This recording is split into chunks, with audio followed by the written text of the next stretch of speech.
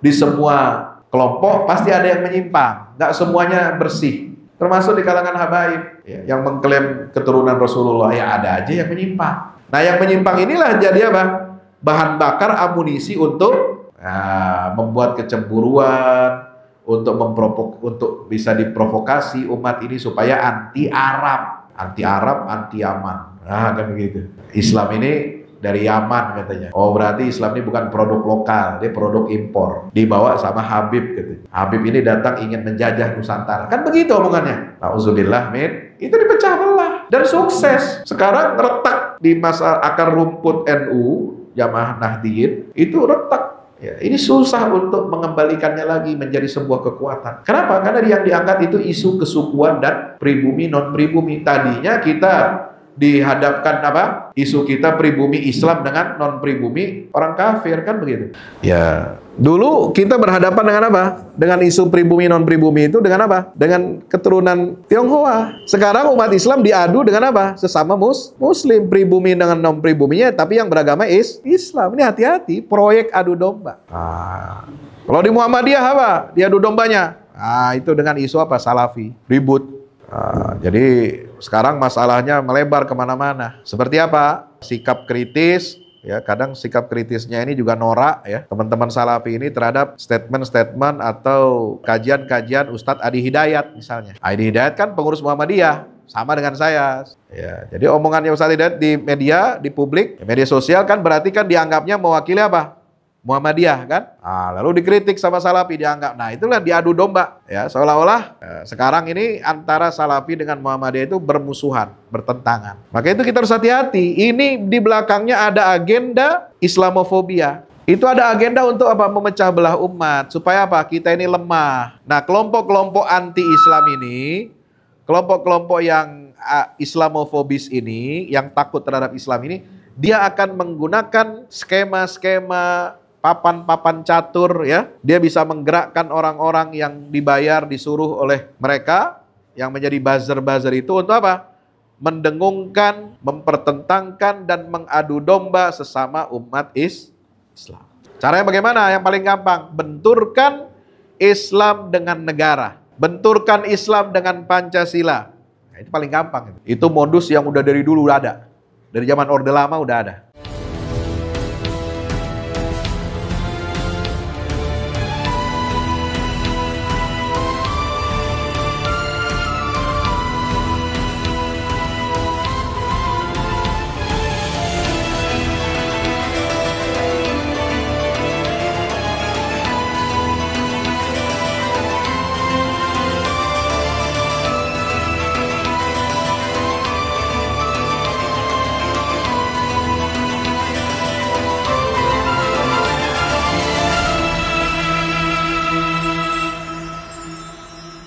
Bismillahirrahmanirrahim.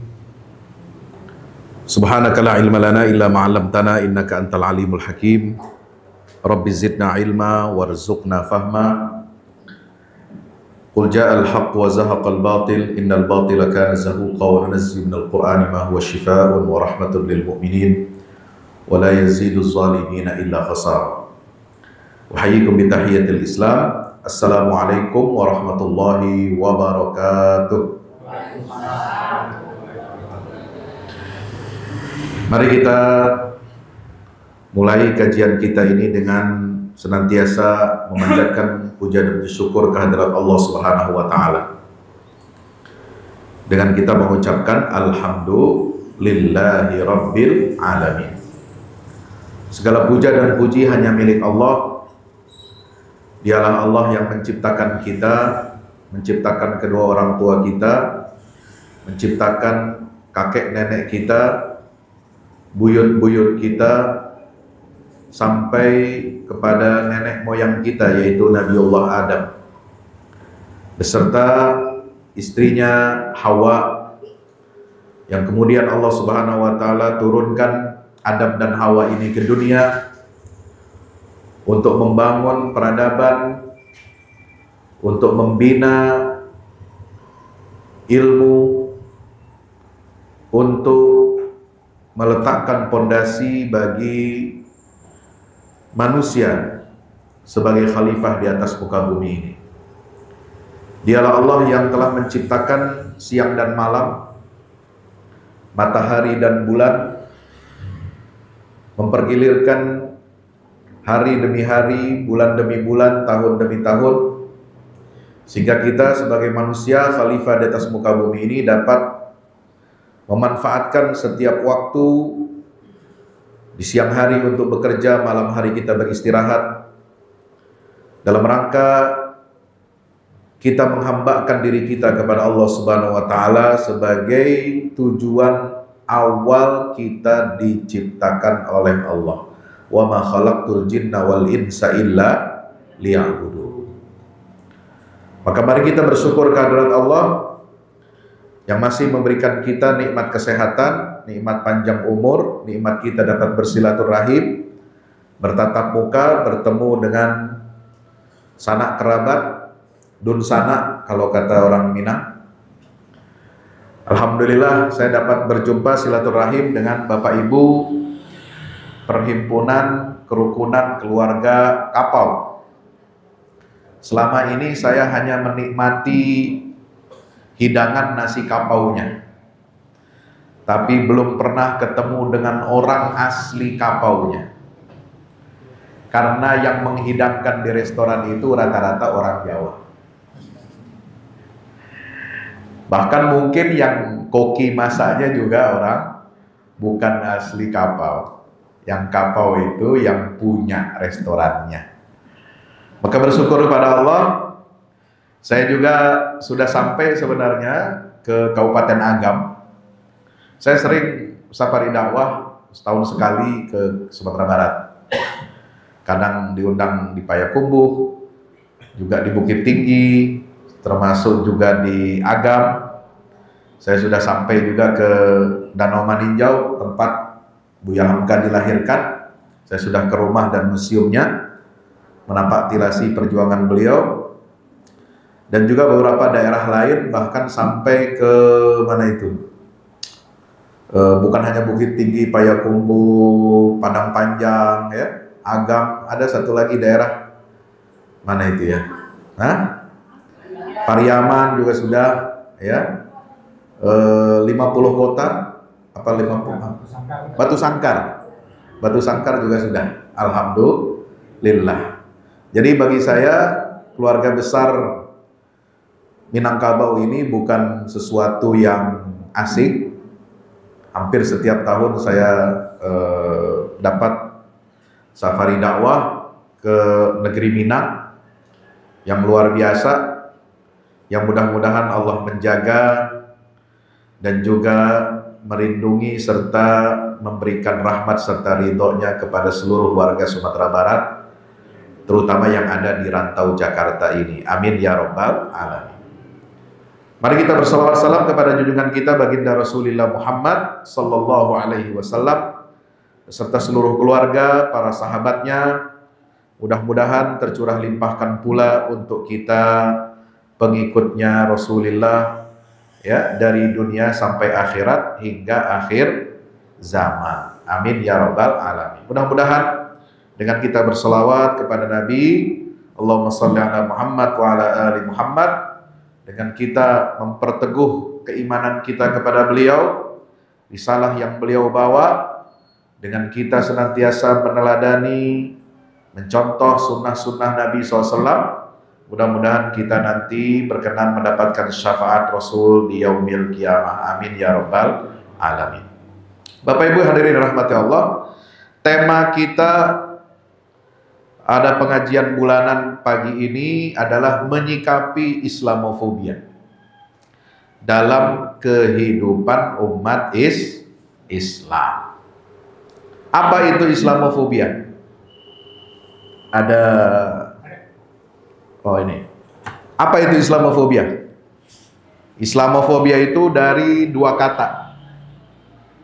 Ya. Islam dan fobia. Islam ini adalah nama bagi sebuah agama. Agama wahyu. Maksudnya apa Pak Ustadz agama wahyu? agama yang asal usulnya, made in-nya itu adalah wahyu Allah murni 100%. Agama wahyu di dunia ini cuma satu, yaitu Islam.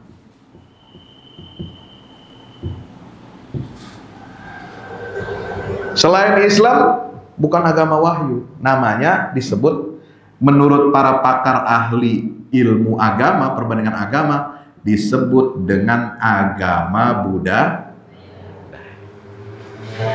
Jadi sebuah sistem keyakinan yang berdasarkan wahyu dari Allah murni diturunkan kepada para nabi dan rasul, ya, bukan karangan, bukan rekayasa, bukan ciptaan akal pikiran manusia, dan bukan dari olah rasa manusia. Itu namanya agama wahyu.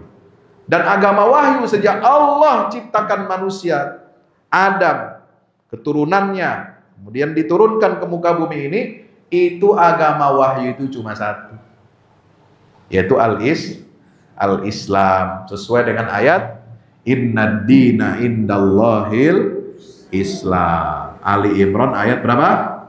19. Sesungguhnya agama satu-satunya yang benar di sisi Allah, yang diturunkan, yang diwahyukan oleh Allah itu adalah agama Islam. Apa itu Islam? Dari akar kata aslama yuslimu. Aslama yuslimu, aslama itu apa? Berserah diri, menyerahkan diri kita kepada kehendak Allah. Apa kehendak Allah? Kehendak Allah itu berupa aturan-aturan hidup atau aturan-aturan main dalam kehidupan. Itulah yang disebut dengan syariat. Jadi kita ini sebagai muslim, apa arti muslim? Orang yang berserah diri kepada Allah, berserah diri kepada kehendak Allah Subhanahu wa ta'ala. Maka kalau kita sudah menyatakan diri kita sebagai muslim, kita nggak bebas. Ya. Kan ada yang bilang, ya, manusia ini punya kebebasan mutlak, ya, punya kebebasan mutlak untuk berbuat apa aja. Manusia itu bebas berkehendak. Iya, manusia dalam tanda petik yang umum, general, ya. Apakah dia beriman atau dia kafir, itu semuanya memang memiliki kebebasan berkehendak, kebebasan berbuat, ya. Tapi kalau orang manusia itu sudah menyatakan dia sebagai muslim, ya, maka dia harus tunduk, patuh. Kebebasannya itu kebebasan dalam bingkai syariat. Dalam apa? Bingkai syariat. Ya, kalau manusia bebas sebebas-bebasnya, dia bukan muslim namanya. Ya. Manusia itu bisa sama dengan hewan. Ya, kata Buya Hamkabah, kalau manusia kerja hanya untuk bekerja, ya kera juga di hutan bekerja. Kalau manusia itu hanya makan sekedar untuk makan, menyambung hidup, babi juga makan. Apa bedanya manusia dengan binatang? Dengan kera dan babi? Yang membedakannya adalah dia memiliki akal pikiran yang dibimbing oleh wahyu untuk melaksanakan semua aturan-aturan hidup yang bersumber dari Allah Subhanahu. Baru kita bukan hewan. Jadi kalau manusia mau bebas sebebas-bebasnya, itu pasti jadinya seperti hewan. Ya. Manusia yang bebas itu orang kafir namanya. Ya. Orang kafir. Dia menutupi rahmat Allah. Nggak mengakui keberadaan Allah. Kalaupun mengakui keberadaan Allah, Allah itu ada wujudnya, Tuhan itu ada. Kira-kira ada nggak manusia yang tidak mengakui bahwa Allah itu ada? Ada, tapi sedikit. Kebanyakan manusia, hampir bisa dikatakan 90% lebih, itu manusia itu mengakui adanya Tuhan. Tapi tidak semua yang mengakui adanya Tuhan, dia mau tunduk kepada ketetapan dan kehendak syariat Allah. Makanya Allah mengatakan apa? Wa ma yu'minu aktsaruhum billahi illa wa hum musyrikun. Tidaklah kebanyakan orang itu beriman, ya kebanyakan orang memang beriman, percaya ada Allah, percaya ada Tuhan. Ya, mau Tuhannya satu, mau Tuhannya dua, mau tiga, mau berapa, yang penting percaya dulu ada Tuhan nih. Ya. Tapi katanya Allah kebanyakan apa? Illa wahum musyrikun. Kebanyakan yang percaya adanya Allah, mereka ternyata menyekutukan Allah. Apa makna menyekutukan Allah? Menduakan Allah bagaimana? Menjadikan makhluk selainnya sebagai tandingan Allah. Menjadikan makhluk atau benda atau apapun ya selain daripada Allah itu dijadikan sebagai tujuan orientasi hidupnya. Baik ada yang menyembah patung, ada yang menyembah matahari, ada yang menyembah bulan, ada yang menyembah api, ada yang menyembah sapi. Ada nggak? Walaupun orang pinter, doktor, profesor, ya, bahkan ada yang jadi perdana menteri. Di mana? Di Inggris. Tapi kalau ketemu sapi,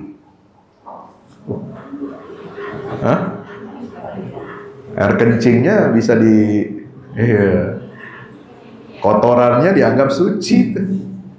Padahal intelijensia punya nggak? Nah itulah faktanya. Ya. Kalau orang sudah berbuat syirik, ya, dia tidak lagi menggunakan akal sehatnya, logikanya. Ya. Makanya orang makan itu daging sapi nggak ada, ya, nggak boleh mereka. Ya, kenapa? Dianggap ini representasi Tuhan. Nauzubillah min dzalik. Kalau makan daging sapi nggak boleh, ya nggak ada rendang namanya. Tak ada rendang ya nggak? Tak ada cincang. Nggak ada lagi kikil, tunjang, gulai tunjang. Nah, itu enak semua itu. Nggak ada lagi sate lidah, ya nggak? Nah, sate padang, sate lidah itu paling enak. Ya. Itu kan makhluk Allah untuk apa? Diciptakan oleh Allah untuk kemaslahatan manusia. Untuk dikonsumsi dagingnya, untuk diminum air susunya. Wa ma yu'minu aktsaru billah. Makanya kita bersyukur kepada Allah kita sebagai muslim. Nah, di luar Islam, agama yang Allah wahyukan kepada para nabi dan rasul, dari Nabi Adam sampai Nabi kita Muhammad SAW, itu disebut sebagai agama budaya. Hasil olah pikiran, olah rasa, hasil daripada hayalan-hayalan imajinasi manusia. Bagaimana dia ya menjalani kehidupan ini, itu berdasarkan aturan-aturan yang dibuat oleh mereka sendiri. Termasuk nih, walaupun kata orang ya rumpun kita agama Islam sama dengan rumpun Yahudi dan Kristen Nasrani. Ya memang awalnya sama. Awalnya ajaran Islam yang dibawa oleh Nabi Musa itu sama dengan tauhidnya Nabi Muhammad SAW. Ajaran tauhid yang dibawa oleh Nabi Isa awalnya sama dengan tauhid yang dibawa oleh Nabi Muhammad SAW. Hanya kemudian oleh pengikut-pengikutnya, pengikut Nabi Musa, pengikut Nabi Isa, dibuatlah agama baru di luar Islam. Makanya lahirlah agama Yahudi. Lahirlah agama Nasrani yang Allah katakan di dalam Al-Quran, ma anzalallahu biha min sultan. Allah tidak pernah menurunkan wahyu dan bukti-bukti penguat atas wahyu bagi ajaran agama yang sudah mereka selewengkan itu. Nah, Bapak Ibu rahmati Allah, itu pengertian tentang Islam. Ya. Fobia, apa arti fobia? Takut. Alergi. Ya. Alergi susu ada, alergi daging ada, ya kan? Ada alergi apa lagi? Hah? Ketinggian, ya, ada rasa takut, gitu kan? Nah, ini rasa takut ini, fobia ini. Ya. Nah, kenapa Islam sebagai agama wahyu kok ditakuti? Pertanyaannya, bukankah Islam itu agama yang rahmatan lil alamin? Betul nggak? Wa ma arsalnaka illa rahmatan lil alamin. Tidaklah kami mengutus engkau wahai Muhammad kecuali engkau itu menjadi rahmat bagi alam semesta. Nabinya rahmatan lil alamin, Islamnya agama wahyu itu juga rahmatan lil alamin. Karena tauhid itu adalah rahmat bagi semua alam. Jadi pada dasarnya Islam ini apa? Menjadi rahmat, kasih sayang Allah. Mercy, kalau bahasa Inggrisnya kan mercy, ya gak? Bukan merek mobil, ya. Mercy itu aslinya, ya, artinya adalah rahmat, kasih sayang. Nah, Allah itu sangat menyayangi manusia. Cara Allah menyayangi manusia adalah dengan menurunkan agama Islam. Ini kasih sayang Allah. Nah, kalau kita meyakini bahwa Islam itu adalah ajaran yang menjadi rahmat kasih sayang Allah kepada umat manusia, pertanyaannya, kenapa orang bisa mengidap Islamofobia? Punya ketakutan terhadap Islam, ya, karena mereka melihat Islam itu sebagai ancaman. Orang kalau ada ancaman, dia pasti takut, ya. Orang pasti akan menjauh. Nah, itu. Apa yang menyebabkan Islam ini ditakuti? Nah, kalau kita lihat di sini, Bapak Ibu rahmati Allah, saya sudah kirimkan PPT, ya, dalam bentuk file PDF itu. Nah, ini saya mengutip, ya, Piagam Makkah Al-Mukarramah.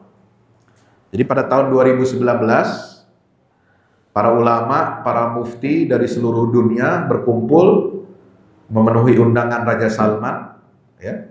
Raja Salman bin Abdul Aziz, Raja Saudi Arabia, berkumpul di kota Makkah untuk mengadakan sebuah kesepakatan pernyataan sikap bersama, ya.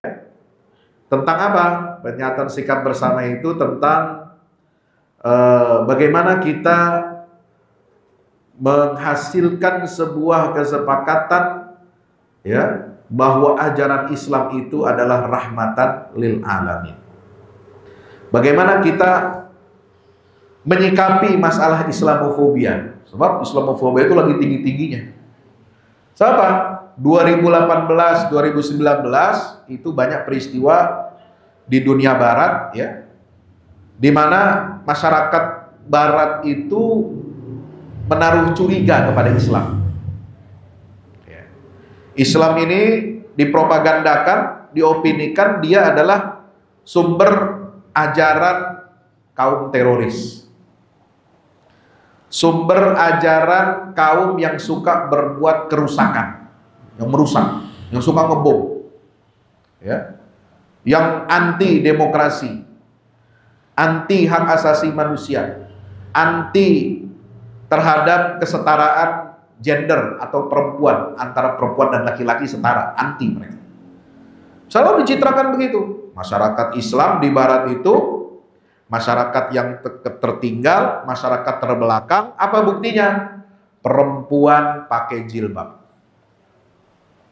Nah, kalau ada perempuan pakai jilbab, dianggapnya apa? Terbelakang. Dianggapnya itu paksaan untuk nutup aurat. Makanya di Jerman ada seorang muslimah dari Mesir, ya, itu ditikam, dibunuh. Ya, kenapa? Gara-gara di pengadilan dia dibunuh. Waktu itu sebelumnya ada peristiwa di mana dia diganggu ketika bermain di taman umum dengan anaknya, ya, dengan suaminya. Ini kemudian orang bule ini, orang Jerman ini itu mengeluarkan kata-kata kasar, mengeluarkan apa?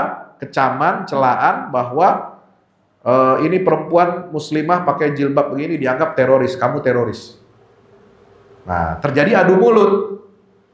Ya, sampai si laki-laki orang bule ini, anak muda ini apa? Melakukan pelecehan terhadap wanita muslimah itu sampai masuk ke pengadilan. Ketika diadili, ya, didatangkan siapa? Pelapor dengan yang tersangkanya. Nah, ketika terjadi itu, terjadilah insiden penusukan terhadap wanita muslimah ini yang kemudian dia mati. Ya, menyebabkan kematiannya. Dianggap sebagai ini simbol kesyahidan. Ya, untuk mempertahankan identitas sebagai muslimah. Kenapa? Tuduhan mereka jahat kepada Islam. Ya. Itu sekitar tahun 2016-2017 terjadi. Nah, puncaknya Islamofobia di Barat itu ketika di New Zealand ada seorang warga non-muslim itu dia bawa senjata, dia nembakin, bunuhin jamaah yang lagi sholat. Ya, di kota ada church-churchnya itu. Ya, itu ada, itu terkenal itu peristiwa penembakan tanggal 15 Februari 2019. Ya, itu terjadi. Maka setelah itu dunia mulai tersadarkan dan pada tahun 2021 PBB menjadikan tanggal 15 Februari setiap tahun sebagai hari anti-Islamofobia, hari internasional. Untuk apa? Memberantas Islamofobia. Karena dianggap Islamofobia sudah meresahkan. Ya. Kenapa orang di Barat itu cenderung untuk melihat Islam ini sebagai ancaman? Sehingga mereka takut. Ya. Karena opini yang dikembangkan di negara Barat, ya, itu digerakkan oleh kelompok kaum Zionis, Yahudi internasional.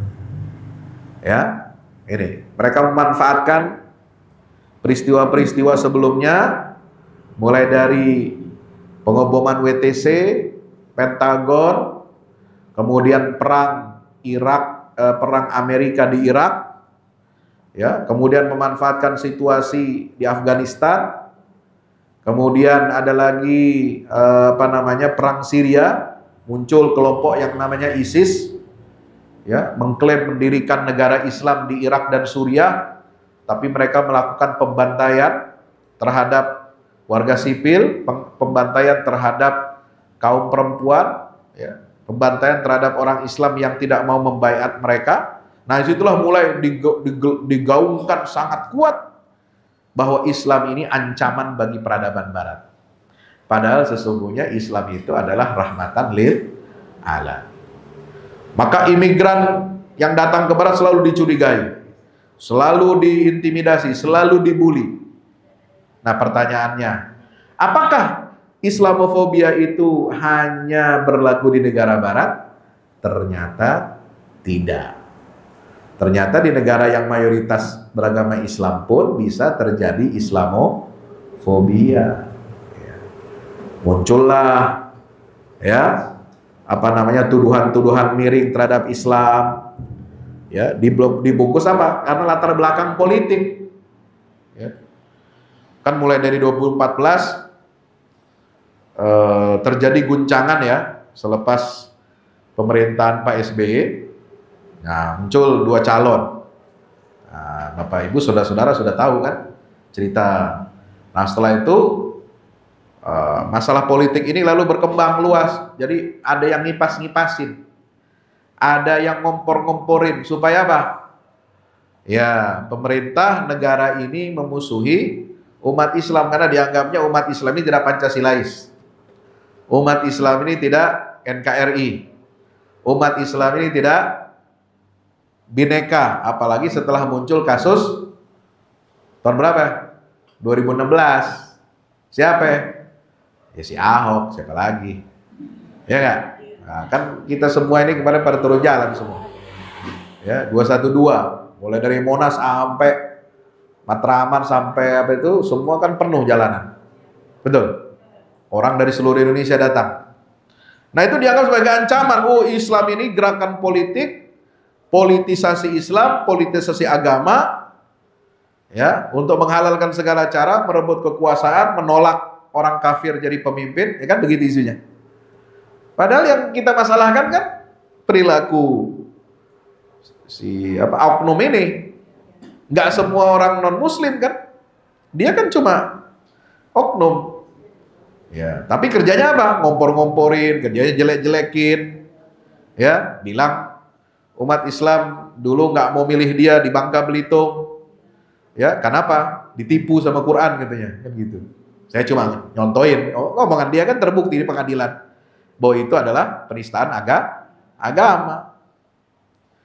Bahwa surat Al-Maidah, ya kan? Masih ingat? Al-Maidah 51, jangan lupa itu sejarah. Ya. Itulah awal munculnya kenapa Islamofobia ini mencuat begitu luar biasa di tanah air kita. Ya. Sampai ke bawah residunya sampai tahun pemilu presiden 2019. Panas lagi, apalagi di Sumatera Barat. Ya. Nah, pokoknya yang provinsi Indonesia yang pokoknya yang ada barat-baratnya, nah itu menang itu Prabowo itu kan, ya nggak? Sumatera Barat, Jawa Barat, ya, Nusa Tenggara Barat, pokoknya barat-barat dah. Oh, ini basis-basis zaman dulu suka berontak itu katanya, gitu kan? Akhirnya apa? Terjadi benturan-benturan terus. Ya. Jadi kalau di luar negeri itu Islamofobia disebabkan apa? Karena opini yang dikembangkan oleh Yahudi untuk membenturkan antara ya Islam dengan masyarakat dunia, masyarakat global, menggambarkan Islam itu jelek, menakutkan, Islam itu monster, Islam itu anti demokrasi, Islam itu mengekang perempuan, Islam itu tidak mengakui kebebasan, ya, Islam itu ketat dalam syariah, tidak mengakui hak LGBT, itu juga bagian dari Islamofobia. Ya. Padahal yang kita perjuangkan itu bukan mengekang kebebasan manusia. Kita sebagai Muslim, ya, yang bersumber dari agama wahyu ini, kita kalau sudah menjadi Muslim, kita itu sudah nggak bebas lagi. Makanya Allah mengatakan apa? Wala tamutunna illa wa antum muslim. Jangan kamu mati kecuali dalam keadaan muslim. Dan kita yang beragama Islam ini yang diperintahkan Allah itu apa? Ya ayyuhalladzina amanu dukhulu fis-silmi kafah, 208 surat Al-Baqarah. Baca. Wahai orang-orang yang beriman. Yang dipanggil orang beriman atau orang kafir? Orang beriman. Jadi ayat itu ditujukan kepada siapa? Orang beriman. Wahai orang-orang beriman, kalau nggak beriman, kalau kafir kepada Allah, nggak masuk dalam cakupan ayat itu. Udkhulu fis-silm, masuklah kamu ke dalam Islam. Laksanakanlah, tegakkanlah syariat Islam itu kafah, secara Ini bedanya orang beriman sama orang kafir. Kalau orang kafir itu nggak diatur sama Allah. Allah nggak menurunkan aturan buat orang kafir. Terserah lu dah. Lu mau hidup jungkir balik, lu mau hidup ya, kawin kumpul kebo, ya kan? Tahu kumpul kebo? Woi, sesama kebo kumpul. Bukan, 7-Eleven. Tinggal seatap serumah, nggak ada ikatan perkawinan, nggak ada ikatan pernikahan. Itu kumpul kebo namanya. Nauzubillah. Kapan dia mau pakai, kapan dia mau bersenang-senang, bebas, tanpa ikatan. Terus anaknya lahir, ya bodo amat, itu anak statusnya terserah dia lah, mau aborsi, mau dipiara, ya kan? Kayak siapa? Woi, hati-hati. Ini yang jadi idola anak-anak remaja kita, Ronaldo. Ya, itu nggak pernah statusnya itu ada perkawinan. Ada nggak status itu? Nggak ada surat nikahnya, Pak. Ya, tapi hidup sampai berapa anaknya di situ? Nah, gitu. Oh kaya raya, tapi nggak ada nikahnya, nggak ada pernikahannya, itu nggak ada. Tapi itulah namanya kumpul kebo. Ya, itu katanya kumpul kebo yang bagus. Ya, nggak ganti-ganti pasangan, ya kan? Dan mau merawat anak hasil kumpul kebo. Nah, ini hati-hati, nanti jadi contoh buat anak kita. Oh, kalau gitu bolehlah kumpul kebo, contohnya Ronaldo, baik. Contoh kumpul kebo yang baik. Jangan sampai nanti anak kita malah bikin istilah baru, Pak. Kumpul kebo syar'i. Oh, kan bahaya, ya nggak? Kumpul kebo yang tidak meresahkan masyarakat, tidak meresahkan orang tua, tidak menelantarkan anak-anak, itu katanya syar'i. Daripada yang nikah, pergi ke KUA, punya surat nikah, tapi kerjanya berantem terus. Kerjanya ribut, selingkuh, ya, main di luar, punya anak kagak diurus, ditelantarin. Nah, itu katanya, itu apa aturan Islam tuh, pernikahan Islam itu tidak manusiawi katanya. Nah, ini kita diputarbalikkan logika kita, opini kita tentang yang hak jadi batil, betul nggak? Yang batil jadi hak di mata orang sekarang. Ini bahaya. Sama ketika ada orang mengatakan, ya LGBT itu nggak apa-apa. Ya, LGBT itu hak, kodrat katanya. Ya, LGBT itu ada baik, ada jahat. Yang jahat nggak boleh. Ya, LGBT aja itu bagaimana? Gonta-ganti pasangan, selingkuh, ya, kemudian bersikap dominan, tidak setara, ya, kemudian ada kekerasan dalam rumah tangga LGBT, ya, dibilang begitu, ada kekerasan. Oh, padahal LGBT memang kekerasan semua itu, ya kan? Itu pedang semua main, ya kan? Keras semua kan? Kok dibilang LGBT yang baik itu ada? Selama Anda tidak meresahkan, selama Anda patuh pada hukum negara, selama Anda tidak menyakiti orang lain, tidak menyakiti pasangan, ya, tidak mengganggu ketertiban umum, maka itu baik. Walaupun LGBT itu salah, perbuatan keji dalam Al-Quran, gitu ya. Maka ada yang dikatakan, ada istilah orang liberal itu bilang begini, Pak, gak apa-apa kamu berorientasi seksual berbeda, ya, LGBT, gay atau lesbian, yang penting, ya, jadilah gay yang soleh, ya, sholat, nggak apa-apa, kamu gay nggak apa-apa, tapi tetap sholat, bakti sama orang tua, gitu. Ada kan? Ada begitu di advokasi, dibela itu. Nggak apa-apa gay itu orientasi seksual, nggak bisa kita rubah. Yang penting sholat, yang penting baik kamu, baik sama orang, baik sama orang tua gitu. Nah ini jeratan setan ini. Berarti dia sudah dia sudah bebas sebebas-bebasnya, tidak mau diikat dalam bingkai syariat. Nggak apa-apa kamu jadi lesbi, jadi lesbian yang bertakwa.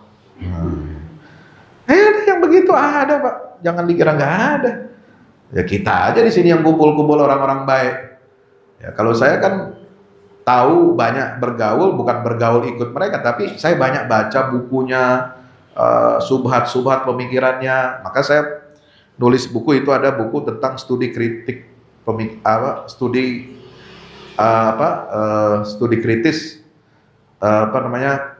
Al-Quran kaum liberal.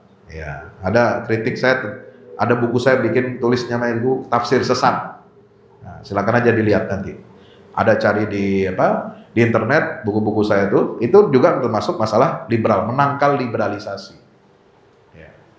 Itu orang nggak paham. Nah, kalau LGBT yang baik, yang itu yang jahat nggak boleh. Kalau baik boleh.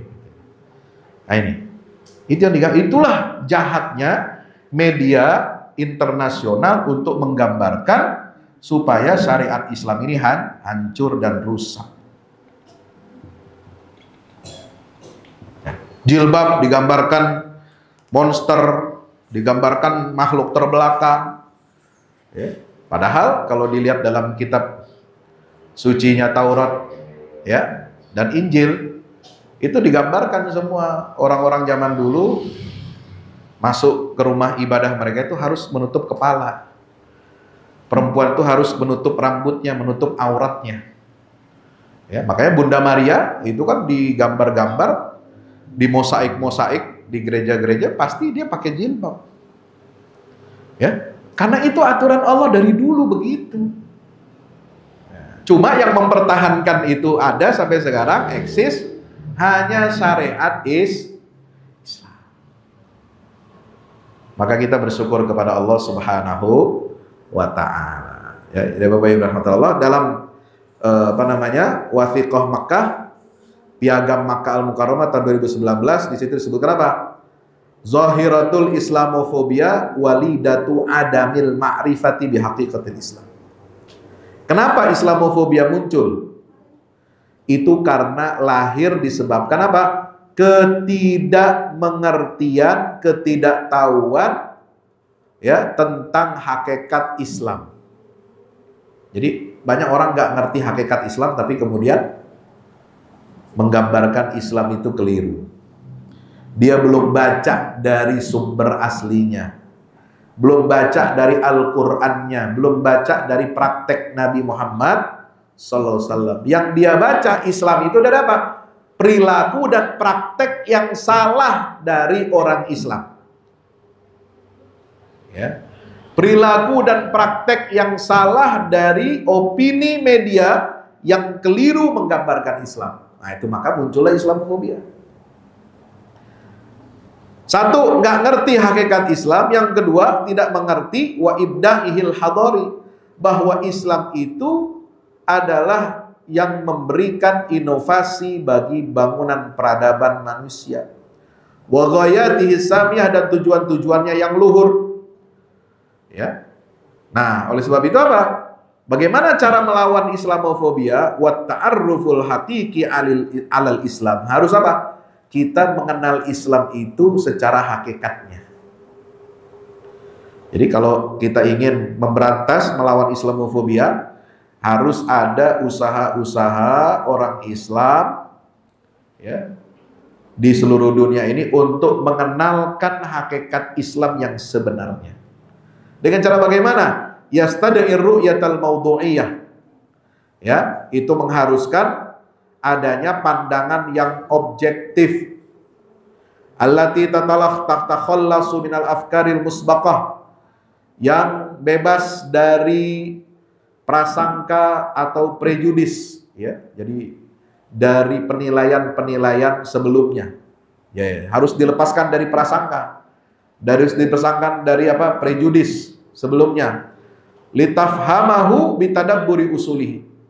Supaya ya, pandangan yang objektif itu lahir dari apa? Dengan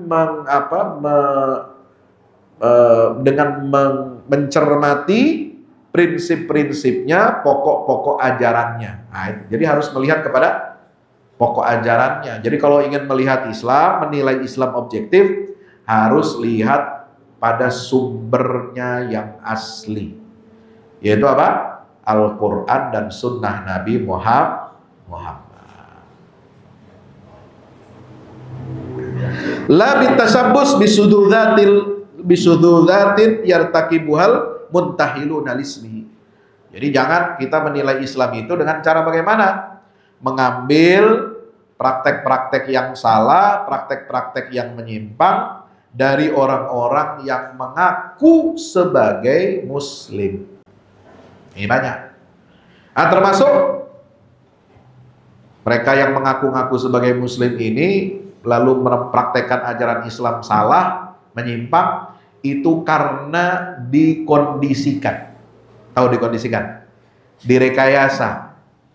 Ya.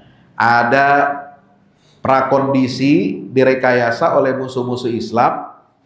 Ya, dibuatlah kondisi sosial, politik, ekonomi, dibuatlah ideologi-ideologi yang apa? Yang memusuhi non-muslim, ideologi yang menyimpang, ideologi yang melakukan kekerasan, ideologi yang mendorong kita untuk apa? Melakukan terorisme, padahal itu diproduksi oleh mereka, orang-orang kafir. Nah, umat Islam ini dijebak. Ya, dijebak. Supaya apa? Masuk ya ke sarang atau ajaran yang mengajarkan radikalisme. Padahal Islam nggak mengajarkan itu, tapi direkayasa, diprakondisikan, dikondisikan.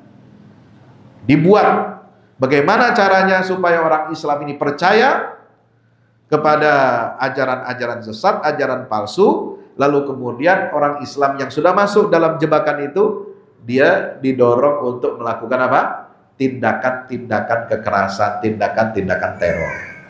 Nah, dari situlah muncul misalnya, ini sudah diakui ya oleh mantan ibu negara Amerika dan mantan menteri luar negeri Amerika. Siapa namanya? Hillary Clinton. Ya, dia entah sengaja atau enggak, keceplosan atau sadar, dia mengatakan ISIS itu adalah buatan kami. ISIS itu buatan CIA. CIA itu apa? Agen Badan Intelijen Amerika. Apa tugasnya? Membuat kok bisa begitu? Bukankah itu perjuangan untuk menegakkan khilafah? Perjuangan untuk menegakkan syariat? Iya, itu bisa ditunggangi, bisa direkayasa, diciptakan oleh musuh-musuh Islam. Makanya harus hati-hati. Ya. Jangan kita terjebak ikut ideologi yang kelihatannya Islami, tapi ternyata di belakangnya itu ya direkayasa oleh siapa? Oleh musuh-musuh Islam. Mereka melakukan pembantaian, mereka anti perempuan, ya, mereka membungkam, mereka apa namanya, menjadikan perempuan itu sebagai budak seks saja. Nah itu cara orang menjelekkan citra Islam. Makanya cara mengenal Islam yang hakiki itu adalah dengan melihat kembali prinsip-prinsip pokok ajaran agama, bukan dari penyimpangan-penyimpangan yang dilakukan oleh orang-orang yang mengaku sebagai pemeluk Islam. Nah, itu tentang awal mula kenapa ada Islamofobia, ya. Nah, di kita itu jelas ya bahwa tantangan Islamofobia ini ya kita harus bersiap siaga. Ya, bagaimana siap siaga kita? Nabi sudah mengingatkan bahwa namanya Muslim ini, waalaikumsalam. Ya, umat Islam itu di mana-mana akan menjadi apa? Incaran, menjadi mangsa. Ya, Rasulullah SAW bersabda, sebagaimana diriwayatkan oleh Imam Bukhari, yushikul umam antatada'a alaikum. Ya, di akhir zaman, ya, umat-umat bangsa-bangsa lain itu akan ya mengepung kalian. Ya, mereka akan menyerang kalian, mengerubungi kalian kama tada'al akalatu ila qas'atiyah, seperti orang-orang yang kelaparan ya mengerubungi apa? Hidangan meja. Meja yang penuh dengan hidangan makanan. Kemudian Rasulullah ditanya oleh para sahabat, "Awa min qillatin nahnu yauma idzin ya Rasulullah?" Apakah kami nanti jumlah kita orang Islam ini sedikit? Ya. Karena kita sedikit itulah mereka berani menyerang kita, berani mengepung kita, berani mempermainkan kita. Apa jawaban Nabi? Bal antum yauma idzin katsir.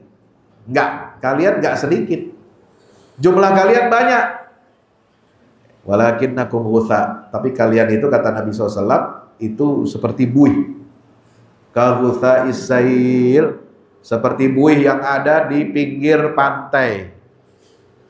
Ya, ombak bawa buih ke pinggir pantai, kelihatannya banyak, tapi kemudian setelah itu hilang, sirna. Nah, kita umat Islam ini jangan sampai jadi buih, jangan sampai jadi apa? Kumpulan-kumpulan orang-orang nggak jelas. Kita ini harus membentuk sebuah gelombang. Ya, jangan jadi buih, tapi jadi gelombang. Jadi airnya, air bahnya. Ya. Kalau gelombang air itu, ya air itu kan benda cair, Pak. Tapi kalau dia menyatu kuat, itu kendaraan kapal sebesar apapun itu bisa dihancurkan oleh kekuatan air. Betul. Contohnya apa? Tsunami. Ya, kapal gede, tanker kayak apa juga, ya. Itu kalau sudah dibantai oleh tsunami selesai. Ya, itu. Jadi kekuatan apa? Nggak ada kekuatan manusia kalau sudah berhadapan dengan kekuatan air, gelombang air. Fir'aun, bala tentaranya hebat. Tapi kalau sudah berhadapan dengan air, hancur. Ya, ditelan oleh air. Ya, dihancurkan, dibinasakan oleh Allah Subhanahu wa Ta'ala. Makanya kita jangan bangga dengan apa? Jumlah. Oh, umat Islam di Indonesia mayoritas banyak, tenang. Ya, jangan kita didinabobokan. Ya, sama dulu peringatan Bung Karno. Kan tokoh-tokoh Islam kan pengen menuntut apa? Supaya dasar negara ini Islam. Supaya menegakkan syariat Islam. Ada 7 kata dalam Pancasila. Sila pertama, ketuhanan dengan kewajiban menjalankan syariat Islam bagi para pemeluk. Hilang 7 kata ini. Alasannya apa? Ya, kata Bung Karno, kita ini masih baru awal merdeka. Tuan-tuan, saudara-saudara, masih memiliki waktu yang panjang untuk memperjuangkan nanti setelah keadaan stabil. Ya, kalau kita mayoritas apa namanya Muslim di Indonesia ini mayoritas, ya, maka pastilah aspirasi syariat Islam itu akan disuarakan menjadi aspirasi mayoritas. Ya, dulu syarat presiden dalam Undang-Undang Dasar 45 yang asli, syaratnya apa? Orang Indonesia asli dan beragama Sekarang dua-duanya udah kagak ada. Cukup jadi WNI. WNI itu bisa berproses, orang mana aja bisa jadi WNI, termasuk orang Cina. Ya, tenaga orang asing bisa jadi WNI dia.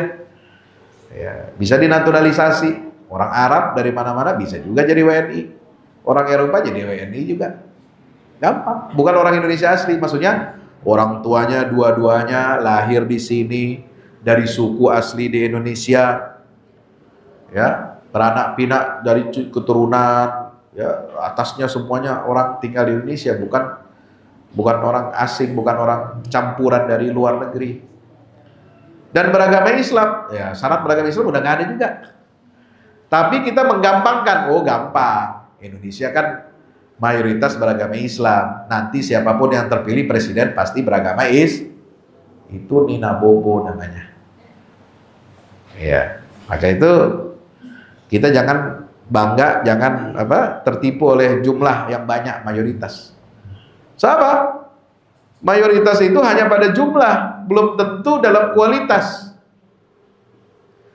Apakah jumlah kita, kuantitas kita besar, mayoritas sepadan, sebanding dengan kualitas kita? Apakah kualitas kita juga mayoritas? Tidak.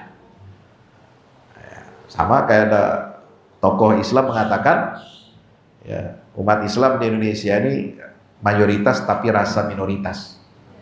Ya, karena ekonominya tidak dipegang oleh mayoritas. Ekonomi kita dipegang oleh kelompok yang minoritas. Ya. Orang seluruh Indonesia, penduduk Indonesia yang 99% itu hanya menguasai kue pembangunan nasional itu sekitar 40 sampai 50%. Ya, jumlah penduduk Indonesia yang jumlahnya 200 atau hampir 300 juta, itu 99% rakyat itu hanya menguasai 45 sampai 55%. Yang 1% itulah yang menguasai 60% kekayaan nasional kita. Ya, jadi kalau kita mayoritas 87%, mestinya 100 konglomerat Indonesia itu 85-nya orang Islam, itu baru benar. Sekarang 100 orang terkaya di Indonesia, yang Muslim berapa orang? Nah, bisa dihitung jari, nggak nyampe 10. Coba bayangkan, ya, yang ada di situ namanya Khairul Tanjung, ada namanya siapa lagi, Abu Rizal Bakri, itu aja. Yang lain nggak ada. 100 cuma 5 sampai 10 orang aja yang beragama Islam. Berarti kita lemah. Mayoritas tapi rasa minoritas. Ya, mayoritas rame pengajiannya, tabligh akbarnya rame. Ya, pengajiannya rame, maulid Nabi di mana-mana, tapi yang datang ya orang-orang kecil. Bukan orang yang punya duit. Nah, ini harus kita perbaiki. Ya, jangan sampai kita bangga dengan jumlah saja. Wala yanzi'annallahu min suduri aduwikumul mahabata minkum wala yakdifannallahu fi qulubikumul wahan. Allah akan mencabut dari dari musuh-musuh kalian itu rasa haibah. Jadi udah nggak ada wibawanya lagi kalian di mata musuh. Allah cabut kewibawaan itu dari dada musuh kalian. Wala yakdifannallahu fi qulubikumul wahan. Sebaliknya, dari dada musuh kalian Allah cabut ya rasa segan, rasa takut, wibawa terhadap kalian, tetapi sebaliknya Allah akan memasukkan ya ke dalam hati kalian itu penyakit al-wahan. Apa al-wahan? Wahan itu kata Nabi SAW, hubbud dunya wa karahiyatul maut, cinta kepada dunia dan takut mati. Ya, banyak umat Islam ini cinta kepada dunia. Makanya nggak mau berjihad, nggak mau berjuang, ya, nggak mau membela agama, gitu.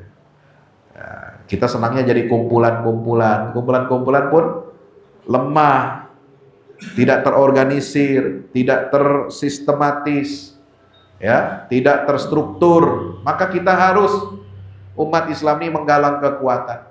Untuk apa? Ini untuk menangkal Islamofobia perlu kekuatan. Ya nggak? Kalau kita orang lemah, orang terpinggirkan, ya, sementara orang lain menganggap kita lemah, menganggap kita ini ancaman, menganggap kita musuh, ya gampang dia mengendalikan kita. Akhirnya kita bisa disetir oleh yang berkuasa, disetir oleh yang punya modal.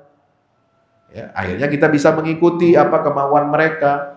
Tapi kalau umat ini berdaya, umat ini kuat, umat ini maju, umat ini disegani, nggak berani mereka ya musuh-musuh Islam itu akan berbuat lancang kepada Islam. Ya, Bapak Ibu dirahmati Allah Subhanahu wa taala. Jadi Islamofobia ya sangat masif, dan ketika di luar negeri, di dunia internasional, Islamofobia itu dianggap sebagai apa? Sebuah gerakan yang mengancam perdamaian dunia dan harus diberantas.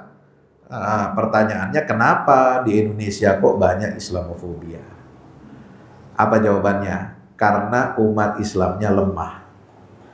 Karena kita tidak menguasai ekonomi dan politik. Kita kuat secara sosial. Ya, secara sosial umat Islam ini kuat. Tapi kita terus dilemahkan. Kita dipecah belah. Divide et impera. Ya, pecah belahlah kekuatan musuh, maka kamu akan mengendalikan musuh kamu. Itu hukum ya yang dibawa oleh penjajah, itu hukum sosial itu. Ya, makanya umat Islam harus waspada, jangan mau dipecah belah. Nah, sekarang ya pecah belah di tengah umat Islam ini luar biasa. Supaya apa? Supaya kita teralihkan, ya, supaya kita mengalami fokus kita nggak fokus. Contoh, ya di NU, kawan-kawan NU ini sekarang dipecah belah dengan isu apa? Nasab. Ya, dibenturkan antara pribumi, kiai, ulama pribumi, kiai Nusantara dengan Habib. Ya, ya mungkin ada pemicunya, ada faktor realnya. Ya, kadang-kadang kita kalau ya melihat bagaimana kecemburuan itu pasti ada, ya. Contoh begini, saya dengar dari teman-teman ustadz-ustadz di kalangan itu di NU yang ngajarin, ya kita ngaji, yang ngajarin umat ini ngaji, ustadz-ustadz pribumi, ulama kiai-kiai Nusantara, ya. Tapi ketika Maulid Nabi yang dihormati, yang diagung-agungkan, kok Habib yang nggak pernah ngajarin kita. Nah, itu selalu begitu tuh, ada omongan-omongan begitu. Ya, dibikinlah kecemburuan-kecemburuan itu. Ya, belum lagi ada yang menyimpang kan ada, pasti ada lah. Di semua kelompok pasti ada yang menyimpang, nggak semuanya bersih. Termasuk di kalangan habaib, ya, yang mengklaim keturunan Rasulullah, ya ada aja yang menyimpang. Nah, yang menyimpang inilah jadi apa? Bahan bakar, amunisi untuk membuat kecemburuan, untuk bisa diprovokasi umat ini supaya anti Arab, anti Arab, anti Yaman, kan begitu. Itu. Islam ini dari Yaman katanya. Oh, berarti Islam ini bukan produk lokal, dia produk impor. Dibawa sama Habib katanya. Habib ini datang ingin menjajah Nusantara, kan begitu omongannya. Ya enggak? Nauzubillah min, itu dipecah belah dan sukses. Sekarang retak di masa akar rumput NU, Jamaah Nahdliyin, itu retak. Ya, ini susah untuk mengembalikannya lagi menjadi sebuah kekuatan. Kenapa? Karena yang diangkat itu isu kesukuan dan pribumi non pribumi. Tadinya kita dihadapkan apa? Isu kita pribumi Islam dengan non pribumi orang kafir, kan begitu. Sekarang justru yang dihadapkan siapa? Sesama ya nggak? Betul. Ya, 2016 ya, Bapak Ibu, cek. Udah dinyalain belum? Belum. Oh. Ya, dulu kita berhadapan dengan apa? Dengan isu pribumi non pribumi itu dengan apa? Dengan keturunan Tionghoa.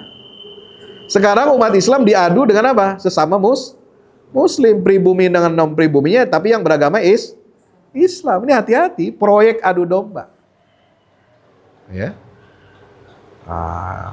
Kalau di Muhammadiyah apa? Diadu dombanya. Itu dengan isu apa? Salafi. Ribut. Ya.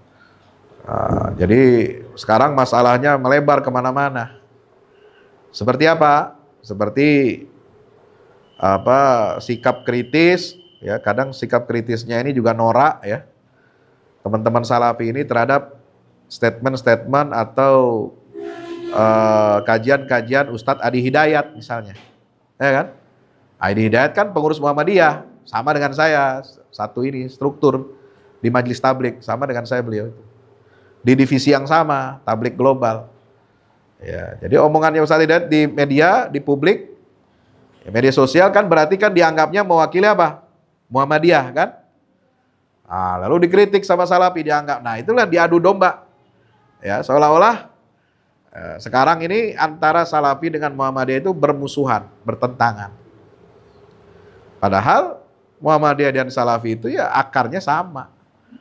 Ya kan? Dari ide pembaharuan Islam. Nah, sekarang dipecah belah semua kekuatan Islam ini. Ya, maka itu kita harus hati-hati. Ini di belakangnya ada agenda ya, Islamofobia. Itu ada agenda untuk apa? Memecah belah umat supaya apa? Kita ini lemah. Nah, kelompok-kelompok anti-Islam ini, kelompok-kelompok yang Islamofobis ini, yang takut terhadap Islam ini, dia akan menggunakan skema-skema papan-papan catur ya. Dia bisa menggerakkan orang-orang yang dibayar, disuruh oleh mereka yang menjadi buzzer-buzzer itu untuk apa? Mendengungkan, mempertentangkan dan mengadu domba sesama umat Islam. Caranya bagaimana? Yang paling gampang, benturkan Islam dengan negara. Benturkan Islam dengan Pancasila. Nah, itu paling gampang itu. Itu modus yang udah dari dulu udah ada. Dari zaman Orde Lama udah ada. Ya. Nah, itu termasuk PRRI, Permesta itu kan dari dulu begitu. Isunya kan apa? Oh, umat Islam di Minangkabau nih nggak Pancasilais gitu kan. Ya, tidak ikut pada pemerintah pusat kan gitu. Belum lagi yang di mana? DITI, Jawa Barat, kemudian di Sulawesi kan begitu ya. Dan seterusnya dan seterusnya. Ini umat Islam ini memang dia punya cita-cita mendirikan negara Islam. Berarti dia anti Pancasila, anti negara Pancasila. Nah ini yang menyebabkan kita ini lemah. Ya, itu yang paling gampang. Kenapa? Karena modusnya itu sama dari dulu sampai sekarang. Ya, benturkan Islam dengan Pancasila, benturkan Islam ini dengan apa? NKRI gitu kan. Padahal ya, yang mencetuskan NKRI itu adalah tokoh Islam, orang Minang. Tidak ada NKRI kalau tidak ada mosi integralnya Pak Nasir. Tanggal 3 April tahun 1950. Ya, mestinya foto Pak Nasir itu orang mana? Agam? Bukan? Alahan Panjang kan? Dia kalau nggak salah Alahan Panjang ya, lahir di sana. Itu mestinya foto beliau itu ada di pecahan uang. Uang Republik Indonesia kan ditulisnya Negara Kesatuan Indonesia. Itu mestinya pencetusnya ada di situ, nah, fotonya. Tapi sampai sekarang nggak ada. Ya, Safruddin, prawira negara, orang Minang juga, orang Bukit Tinggi. Dia pemimpin pemerintahan darurat PDRI Republik Indonesia. Memimpin Indonesia dari Bukit Tinggi. Ya, ketika Soekarno-Hatta ditangkap oleh Belanda. Kosong, nggak ada, nama Indonesia itu hilang. Di dunia internasional, tiba-tiba muncul dia, bikin PDRI, mandat dari Bung Karno sebelum ditangkap, supaya mengumumkan ke dunia internasional bahwa masih ada pemerintahan Republik Indonesia walaupun darurat. Maka Indonesia tidak hilang, tetap diakui dalam pergaulan antar bangsa. Itu orang Islam. Nah itu, jadi kita dilepaskan dari sejarah, dihilangkan sejarah perjuangannya umat Islam ini. Itu paling gampang. Nah, makanya kita harus terus didik anak kita dengan baik. Sejarah umat perjuangan Islam di Indonesia ini juga sampaikan kepada anak cucu kita dan dicatat. Jangan cuma mulut, dari mulut ke mulut, nggak bisa. Harus dicatat, harus jadi buku sejarah, dan diajarkan kepada anak didik kita. Satu. Yang kedua, menangkal Islamofobia bagaimana? Tempatkan anak-anak kita, didik generasi muda kita untuk memegang simpul-simpul kekuasaan di negeri Republik ini. Sebab kalau enggak, mereka yang ambil, kelompok yang Islamofobis, anti-Islam, ini yang masuk kepada kekuasaan, memegang simpul-simpul kekuasaan, lalu membuat kebijakan yang anti umat walaupun dia notabene namanya Islam, KTP-nya Islam, tapi Islamofobia ada banyak. Nah, kalau istilahnya zaman Rasulullah itu disebut kaum munafikin, orang-orang munafik, mengaku berislam, akidahnya Islam, tapi perilakunya tidak mencerminkan Islam. Nah, itulah Bapak Ibu yang dirahmati Allah, cara kita menangkal, menyikapi masalah Islamofobia ini. Jadi tantangan Islamofobia ini serius, jangan dianggap enteng. Maka sikap kita juga harus serius, respon kita harus terstruktur. Gak boleh kita berpikir individualis, nafsi-nafsi, lu gue. Gak apa-apa, yang penting kita masih hidup nyaman. Gak apa-apa, kita masih ada majelis taklim, masih ada masjid, masih ada sholat berjamaah. Gak peduli dengan politik. Nah, ini bahaya. Kalau umat Islam sudah gak peduli kepada ekonomi, Islam gak peduli kepada politik, maka kita akan menjadi korban politik. Kita yang akan menjadi apa? Ya, menjadi sasaran tembak politiknya kelompok yang anti-Islam. Maka itu perlu kerja keras, perlu kerja tuntas, ya, bagaimana menyiapkan generasi penerus kita umat Islam ini untuk bisa ya memegang simpul-simpul kekuasaan dan membuktikan ajaran Islam itu rahmatan lil alamin, ya, dengan apa? Dengan kebijakan-kebijakan yang diambil oleh anak cucu kita nanti, ya, ketika mereka berkhidmat, ketika mereka berjuang untuk bangsa dan negara Republik Indonesia. Demikian yang dapat saya sampaikan. Aku lu qauli hadza astaghfirullah li wa lakum. Wassalamualaikum warahmatullahi wabarakatuh. Terima kasih. Ini pertanyaan yang kritis ya. Memang Islamofobia ini menjadi lahan basah untuk para pemodal, ya, kelompok oligarki yang ingin kekuasaannya, ingin aksesnya terhadap kekuasaannya itu terus tetap bertahan. Siapapun penguasanya, siapapun presidennya, siapapun pemenang pemilunya, baik legislatif maupun eksekutif, dia yang tetap berkuasa dan tetap menang di belakang layar. Ya, jadi untuk tujuan itu semua, ya, maka dia akan melakukan apa? Upaya-upaya untuk memecah belah mayoritas rakyat Indonesia yang beragama Islam, melemahkan mereka dari ekonominya, dari pendidikannya, dari ininya. Tapi upaya mereka itu nggak akan berhasil kalau kita solid, kita kuat, kita mau melawan. Gimana cara melawannya? Contoh Muhammadiyah. Ya, saya bukan karena subjektif sebagai warga dan pengurus Muhammadiyah, ya, atau barangkali juga bapak-bapak dari Minangkabau umumnya mungkin ya warga Muhammadiyah, walaupun ada juga yang perti dan lain sebagainya. Contoh Muhammadiyah itu melakukan perlawanan terhadap oligarki itu dengan cara yang cerdik dan cerdas. Ya, mereka ingin melemahkan umat Islam dari segi pendidikan. Ya, nah Muhammadiyah lawan dengan apa? Dengan membangun sekolah-sekolah, sistem pendidikan, kampus-kampus yang berkualitas. Caranya dengan bagaimana? Ya, investasi pembangunan SDM. Ya, karena Muhammadiyah ini kan gerakan amal, Maka dikenal dengan istilah amal usaha.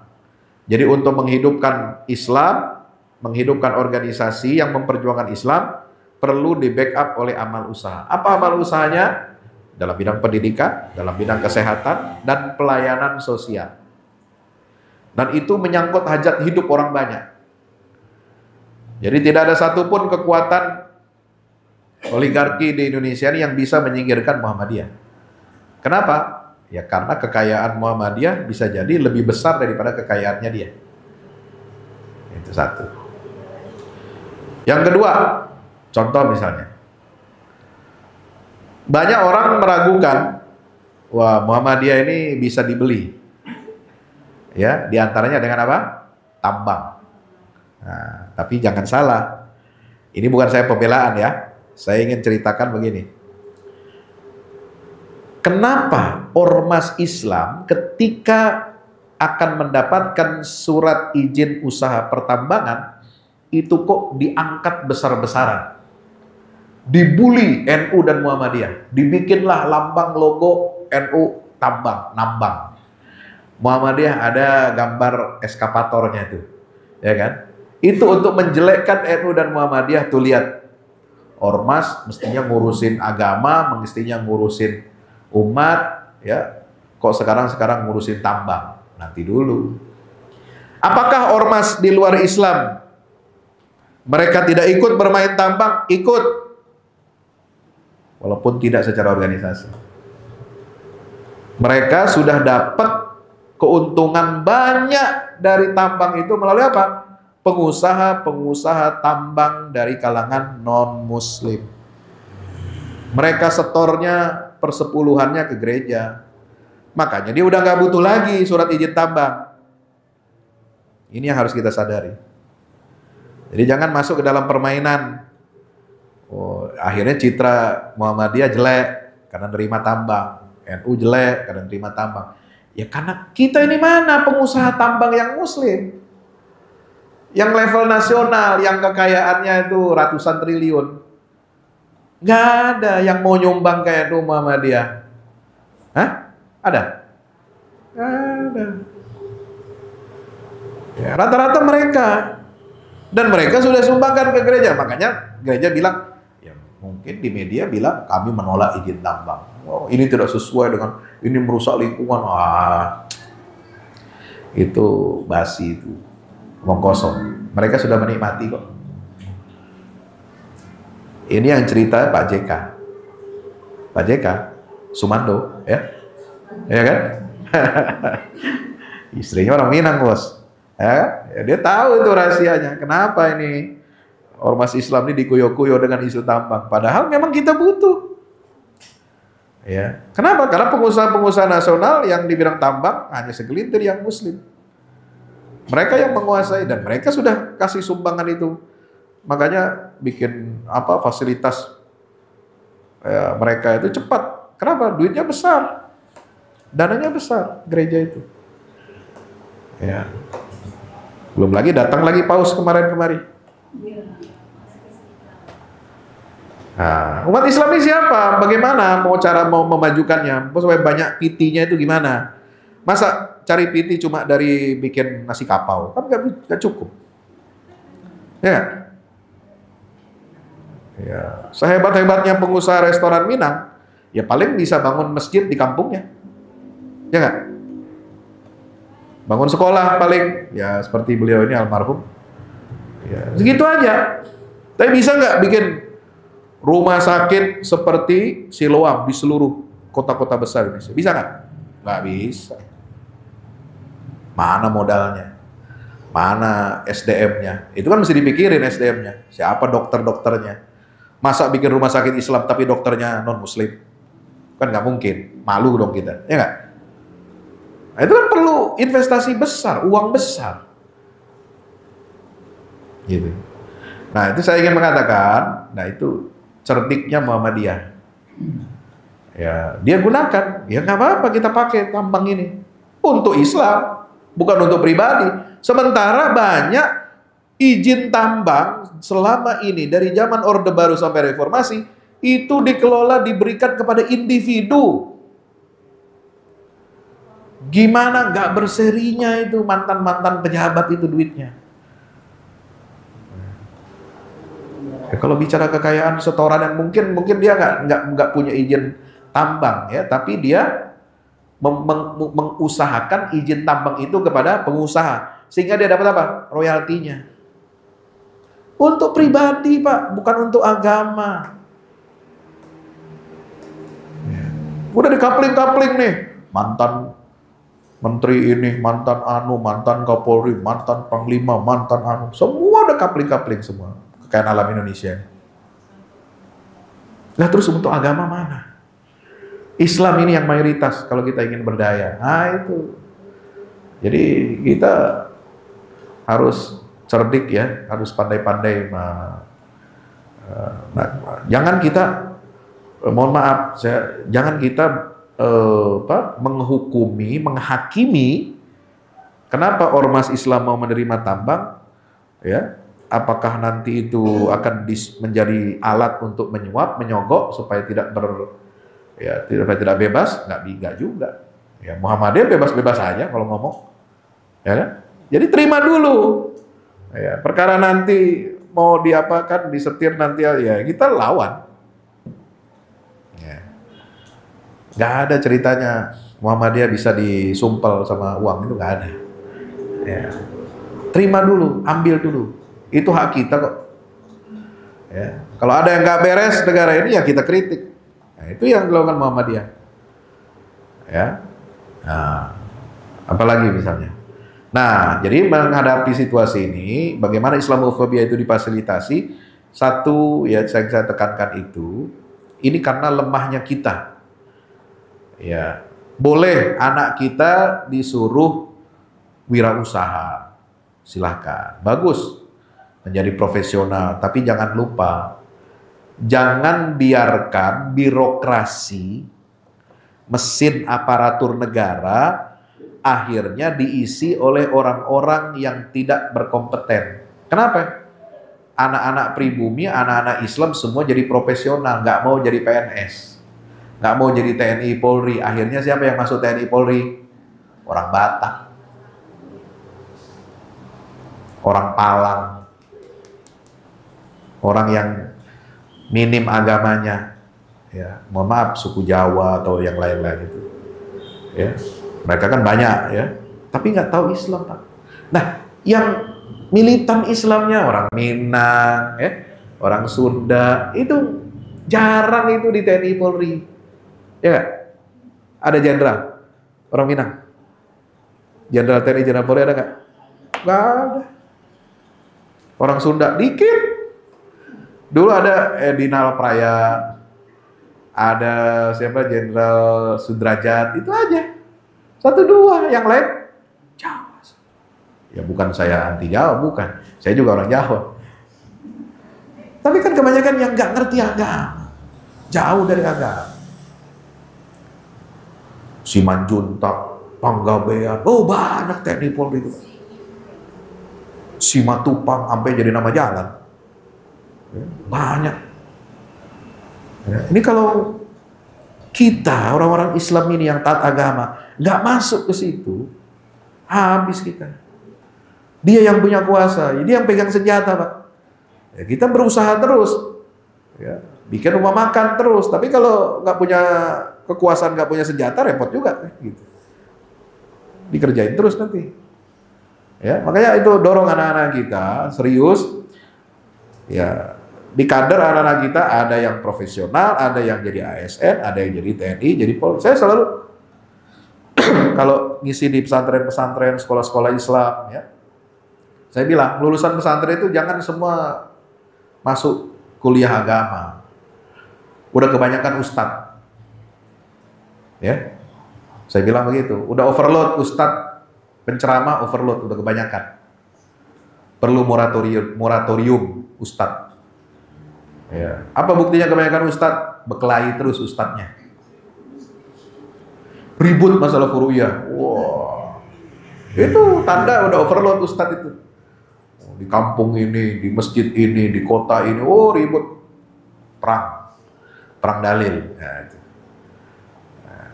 Jangan semua alumni pesantren itu harus dibagi. Saya bilang sama Pak Kiai, Kiai-kiainya itu saya suka ceramahin. Ini alumni pesantren Muhammadiyah kah, pesantren NU kah, pesantren apa, Persis, itu tolong diarahkan. Yang sekolah agama, melanjutkan dengan agama, cukup 10%, 20%. Sisanya dibagi rata. Ada yang masuk Akpol, Akmil, ada yang masuk jurusan ekonomi, jurusan ilmu politik, jurusan ilmu sosial. Ya. Dorong jadi ASN, dorong jadi TNI Polri, dorong jadi hakim dan jaksa. Ini kebanyakan hakim jaksa ini siapa? Orang Batak. Itu kan nggak tahu agama dia. KTP-nya aja beragama. Tapi kan prakteknya apa? Suap semua. Duit semua, Pak. Ayo dong kalau kita mau perbaiki ini. Cara kita membebaskan diri dari Islamofobia. Kalau kita tidak ingin dijadikan korban politik oleh katakan Islamofobia yang difasilitasi negara, kita yang harus ambil alih. Sehingga ya aman gitu. Ya. Nggak berani macam-macam orang kepada agama Islam. Demikian wallahu a'lam bishawab. Silakan. Yang kedua ada? Ada lagi Bapak Ibu? Ya.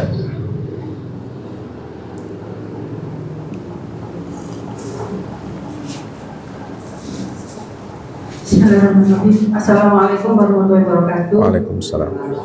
Terima kasih Ustaz atas pencerahannya untuk mengingatkan kembali tentang apa yang harus kita lakukan untuk menyikapi Islamofobia. Ada beberapa hal yang saya ingin Ustaz menanggapi. Yang pertama masih nyambung tentang perkembangan Muhammadiyah. Jadi kalau saya ini orang Jawa yang nyamar jadi orang Minang. Karena jadi menantunya orang Kapau. Almarhumah bapak ibu saya itu aktivis Muhammadiyah. Kami dulu tinggal di satu kota kecil di Jawa Timur. Kemudian alhamdulillah adik saya yang pas di bawah saya itu masih aktif di Muhammadiyah, meneruskan aktivitas orang tua kami di Muhammadiyah setempat. Yang dikeluhkan oleh adik saya adalah sekarang Muhammadiyah di kota kami itu kehilangan kaderisasi.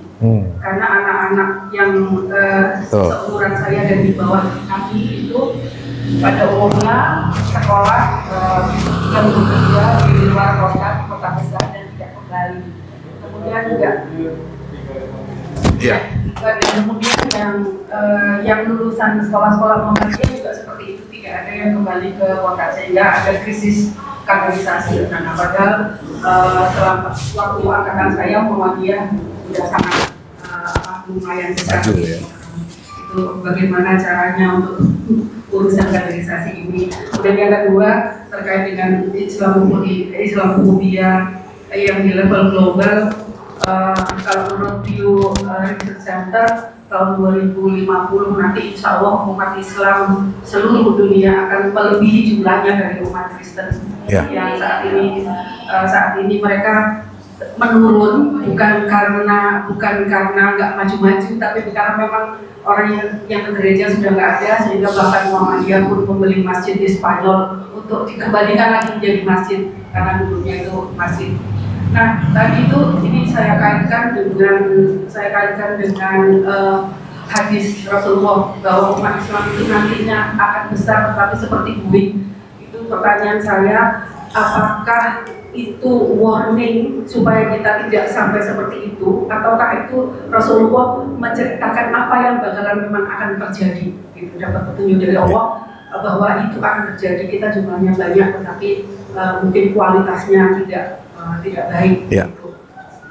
Kira-kira itu yang dapat kami sampaikan. Terima kasih. Assalamualaikum warahmatullahi wabarakatuh. Waalaikumsalam warahmatullahi wabarakatuh. Jawabannya cuma sampai subuh ya? Iya, nggak, insya Allah nggak sampai zuhur. Baik, terima kasih Ibu, siapa namanya? Julfa, ya. Jadi yang pertama, bagaimana supaya kaderisasi berjalan? Ya memang agak repot ya, ketika anak-anak kita sekolahkan keluar kota, ke Jawa, ke Pulau Jawa misalnya. Kemudian mereka mencari karir ya sendiri, kemudian sehingga kadang-kadang lupa untuk kembali ke kampung atau kembali berkhidmat di Muhammadiyah. Jadi siasatnya begini ya, siasatnya selain kaderisasi dari internal keluarga, kita juga harus melakukan kaderisasi dari masyarakat yang ada di sekitar. Ya, jadi jangan mengandalkan internal keluarga, karena kalau Muhammadiyah bergerak di daerah itu hanya mengandalkan keluarga, anak, cucu, keponakan, ya, kerabat, family, itu aja, nah itu bahaya. Ya, karena pergerakan mereka nggak bisa kita batasi. Ya, mereka punya kebebasan sendiri, bisa hidup mandiri sesuai dengan pilihan masing-masing. Nah, yang bisa dilakukan adalah kaderisasi yang terstruktur. Jadi siapapun keluarga ya yang ada di lingkungan daerah kita perkenalkan, ya, kita rekrut menjadi anggota baru, lalu kemudian bisa menghidup-hidupi Muhammadiyah. Yang kedua, anak kita, keluarga kita yang merantau di luar, itu ditanamkan di doktrin kamu dimanapun bekerja, dimanapun kamu tinggal, ya, menikah, tinggal dengan orang mana, di negeri mana, di situ kamu berkhidmatlah kepada Muhammadiyah. Nah, itu caranya. Jadi nggak kepake di kampungnya, dia bisa kepake di luar. Tetap dia ada ruhnya untuk bermuhammadiyah. Itu. Nah, yang kedua, jadi hadis itu adalah warning ya. Memang umat Islam ini diprediksi banyak. Ya, memang Rasulullah mengatakan ana aktsarukum taba'an yaumal qiyamah. Aku ini adalah nabi yang paling banyak pengikutnya di hari kiamat. Dan Nabi bangga itu. Terus apakah kita nggak boleh jumlahnya banyak? Boleh, bahkan dianjurkan. Ya, cuma jangan sampai banyak itu hanya angkanya saja. Kita harus sesuaikan, padankan kualitas dengan kuantitas kita. Kuantitas kita boleh banyak, tapi kualitas kita jangan lupakan. Nah, jadi warning supaya apa? Rasulullah mengingatkan kita jangan sampai kita punya penyakit wahan, cinta dunia, takut mati, nggak mau bela agama, nggak mau bela Islam, hanya ngurusi dunia saja. Nggak peduli mau Islam diinjak-injak, Quran dihina, Nabi dicaci maki, kita nggak peduli, yang penting gua hidup nyaman. Nggak boleh begitu. Karahiyatul maut, takut mati. Nah ini, kalau umat Islam udah takut mati, nggak mau berjihad fisabilillah, pasti umat Islam itu akan terhina. Maka kita bersyukur umat Islam di zaman kita ini menyaksikan ya para mujahidin di Palestina, di jalur Gaza, mereka tidak takut mati, menghidupkan kembali semangat dan proyek jihad fisabilillah mengusir penjajah Israel. Nah, itu kita mesti bersyukur, mesti contoh mereka. Ya, demikian. Wallahu a'lam bishawab. Assalamualaikum warahmatullahi wabarakatuh.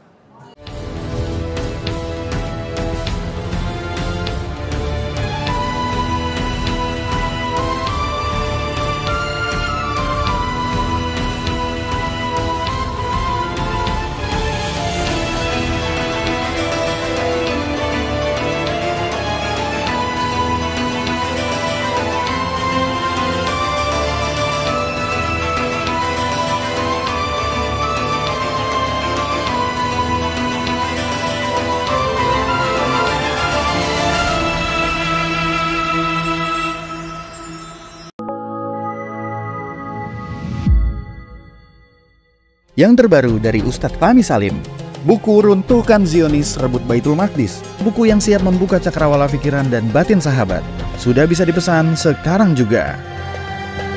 Hasil yang dicapai para mujahidin dalam pertempuran Badai Al-Aqsa 7 Oktober 2023 memiliki arti penting ataupun nilai strategis, bukan hanya dalam pembuktian bahwa kekuatan Israel bisa dikalahkan bahkan oleh pihak yang memiliki persenjataan jauh di bawahnya.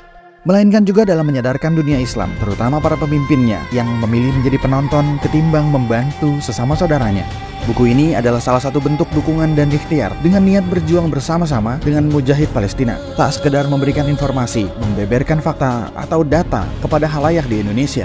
Buku ini juga hadir untuk meluruskan tudingan, bahkan fitnah terhadap para pejuang di sana. Betapapun kita berada jauh dari Al-Quds, melalui buku ini kita akan dapatkan bagaimana kita bisa memperoleh pahala yang sebanding dengan para pejuang di garda terdepan di negeri perlawanan Palestina.